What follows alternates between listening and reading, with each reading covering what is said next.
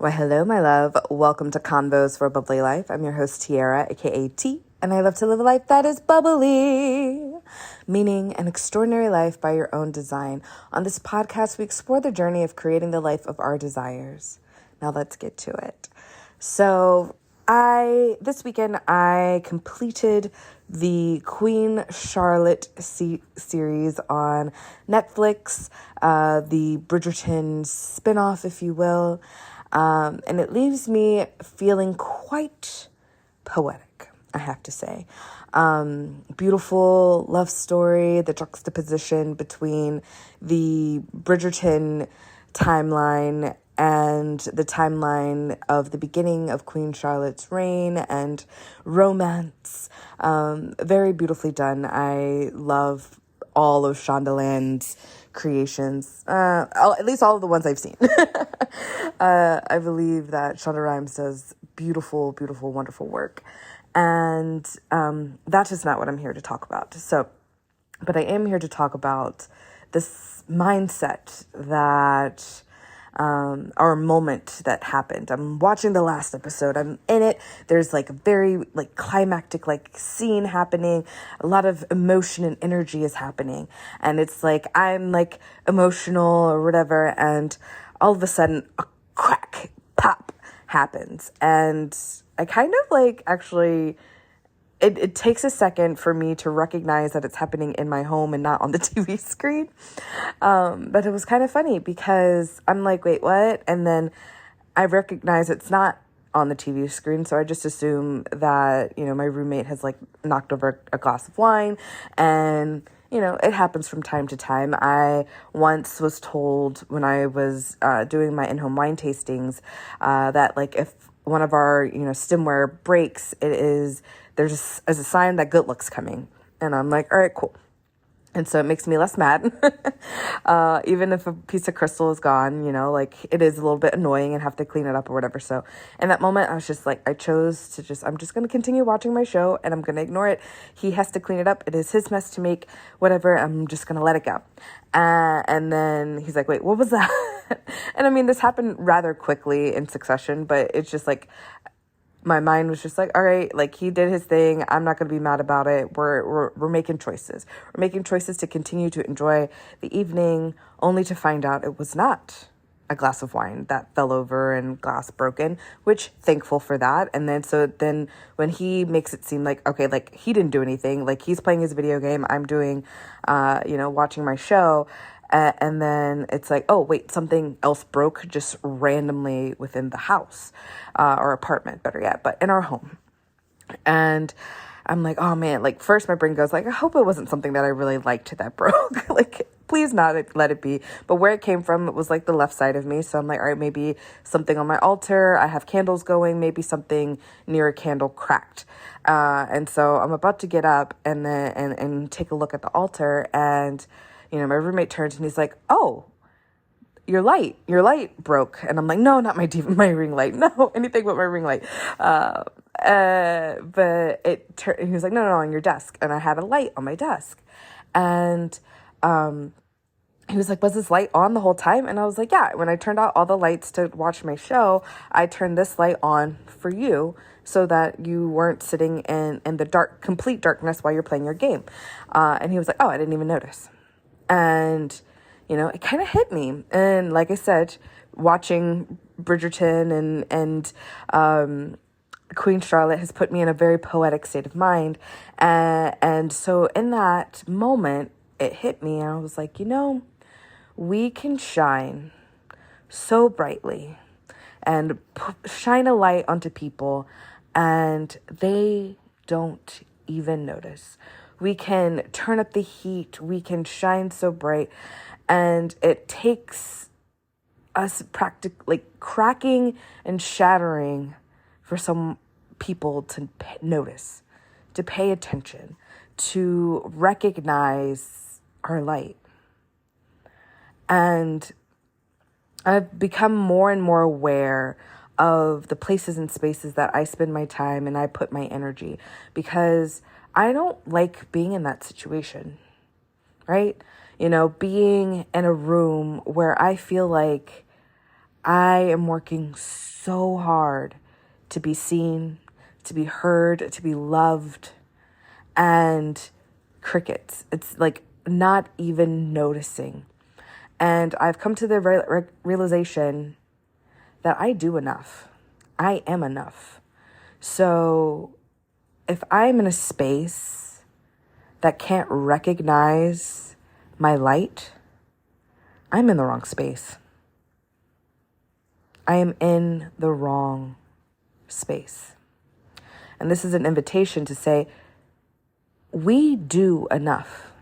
If there are people that can't appreciate our boundaries, can't appreciate our worth, can't appreciate and recognize and see the great light, the heat, the nurturing, the love that we provide, then they are not our people. They need to be left in the dark.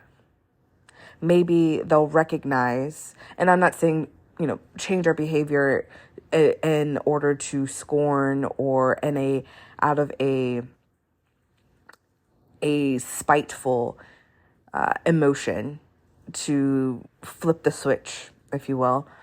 I'm saying that we need to turn up the love on ourselves and see when others don't celebrate who we authentically are,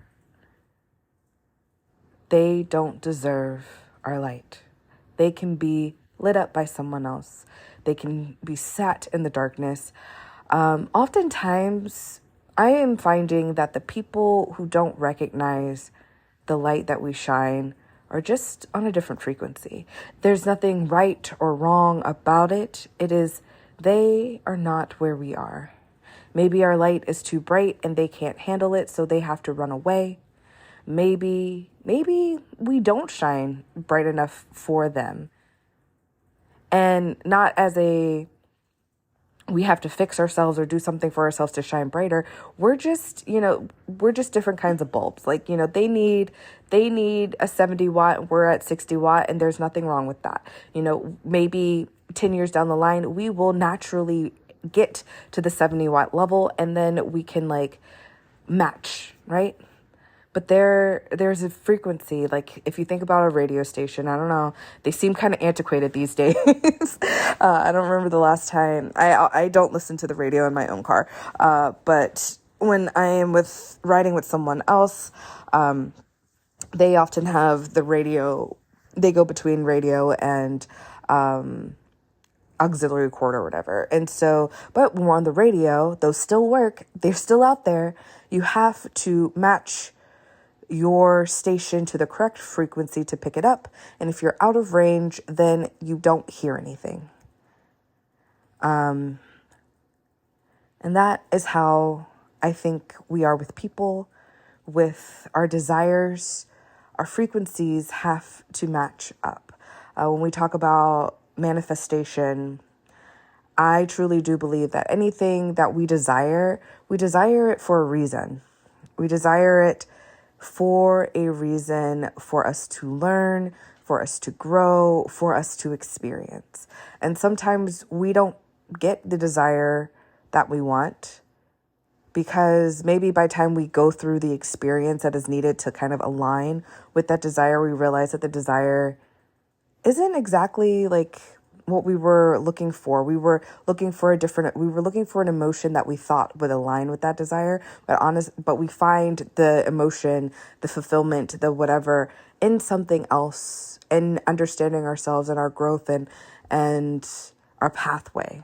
And so I feel like there's no mistakes. We learn things, we experience things for our journey, for our betterment, for our growth, for our expansion. But in the end of the day, we always have a frequency, and our frequency matches what our experience is. And when we are in spaces that feel disconnected, just uncomfortable, there's a mismatch. Like our radio station is like trying to find, I don't know, the top 40, but we're standing in a room full of oldies, and it's just, there's nothing wrong with either. I can get down with some oldies from time to time. Sometimes I do like the top 40. Sometimes I'm looking for like lo-fi or whatever. So like we gotta calibrate. We gotta calibrate and find what feels good. And in that, we are expanding, right? We are connecting in, and I am finding for myself in my own experience that I am working too hard, and I am not going to try so hard to fit into a space that does not naturally, naturally is a good word, have a feeling or a vibration that matches my frequency.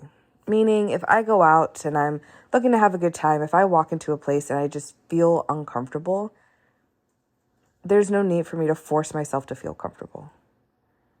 If I am, and I'm not saying like, okay, like I'm nervous and because what if they don't like me? There's a difference between being nervous for a new experience and walking in and just being like, ew. And the more we're in tune with, like, you walk in, you might order a drink, and you like, the service is like nobody wants to talk to you. There's like nobody at the, like we've been been to a restaurant and it seems like nobody's there, and yet it takes forever to get anyone to even like bring you a glass of water or even a menu, and you're like, what is going on? And I understand that there can be low staff, and I can understand why the reasonings behind certain things, but you kind of get a feeling if someone's like exacerbated and when they come to your table, you could tell that like something's going on, and there is a mismanagement happening. If someone comes over and they're like just like lackadaisical, don't give zero anythings, then you can tell that there's a lack of care, right? You can tell based off of the energy around you. And so when we're in places where people don't care, is that where we want to be? There is something to be said about being in a place where like there is like vibrancy, being in spaces that have just electrifying energy and help to get you excited, right? And yes, we can be excited and having fun and be nervous to introduce ourselves to someone else, and that's okay. That's an expansive moment. But if we're somewhere and everyone is like exhausted, there is low energy, there is nothing of value there. There's nothing wrong with that spot, like, but recognizing, okay, maybe I should go like next door, or tonight's not a good night. Is it worth my light, my energy? Am I going to be able to pull people from the doldrums here? Am I going to almost crack to like bring some light to this situation? Because I never want to have to crack to get attention. They say like the squeaky wheel gets the oil. I don't want to have to be a squeaky wheel. I want to be of service and also be aware, like I want to be in the situation where the driver of this vehicle that we are all cogs in this vehicle, all going down to the same journey, reaching the same goal. I don't know, we're going to the beach because I like the beach. We're going to the beach. We're all working to get to the beach, but also whoever is in charge, driving, whoever is a companion in this situation that we're helping get along on this journey, they're paying attention and they're doing the maintenance ahead of time. They're giving the attention ahead of time, right? So for those of us who may not be the best with their cars, I know that there's a certain mileage, or there's a little sticker that my mechanic puts on my windshield. So I can check that and see like, okay, like this, either at this many miles or this many months, I should bring my car in to be serviced. Nothing's wrong with my car, but proper maintenance will help for the longevity. The same with our bodies, right? We go see the doctor every year for a physical. Nothing feels wrong. But we're getting checked out and checked in because there might be something that could be not optimal that we can't tell from the naked eye, that we could just get a little tweak and everything will be better. Right? But we have to pay attention. We have to be conscious. We have to be consistent in our own maintenance. And having this maintenance with our relationships and our emotions is very important for creating extraordinary lives and having extraordinary experiences. I'm seeing play out frequently around me where people are in relationships or in communities, they're part of organizations, and they're not happy. And it's like, well, why are you there? And it's just like, this is what we do. And we become complacent and comfortable and just meeting an expectation that we might have set for ourselves 20 something years ago, 30 years ago, 50 years ago, who knows? And we're just showing up because that's what we're quote unquote supposed to do. But is our light being used to the best of its ability? Is it being used to its truth, its light? Is it in the correct space? So I invite you to look around you, look at and take a note of all of the things that you participate in and ask yourself, is this still where my light needs to shine? If you are maybe a part of a service community, is the service that you're providing, is it still something that lights you up? Is it still, maybe it's a charity, maybe it's a fundraiser, maybe it's whatever, like, is the end goal still something that lights you up? And if the answer is yes, wonderful. But also in the community, in the organization, and the committee that you are a part of, are you actually matching what you're trying to go for? Is it worth your light? And just take account of all the things. Does your job recognize the work that you put in? Does your manager recognize the value you bring to the space? Does your romantic partner, does your family, or do your family, I guess is proper English, recognize what you provide, what your light is, what your magic is? And I'm not saying take a match and burn anything down if you find that there is a disconnect. But part of living a bubbly life and a part of the Bubbly Life membership is working through these situations so that we can continue to live extraordinary lives, right? In that is where you're going to bring to the space like, hey, I'm holding myself accountable, and I recognize that these are the things that are going, and we can workshop it. We can talk about it, and you get to do the work to make the changes for yourself to live an extraordinary life. So if you haven't already, you can go to www.abubbly.life/luxuryliving and sign up for the membership.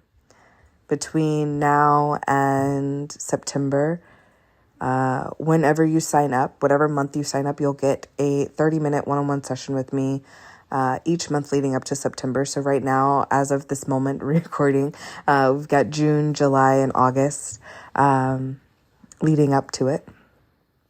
So with that, thank you so much for listening.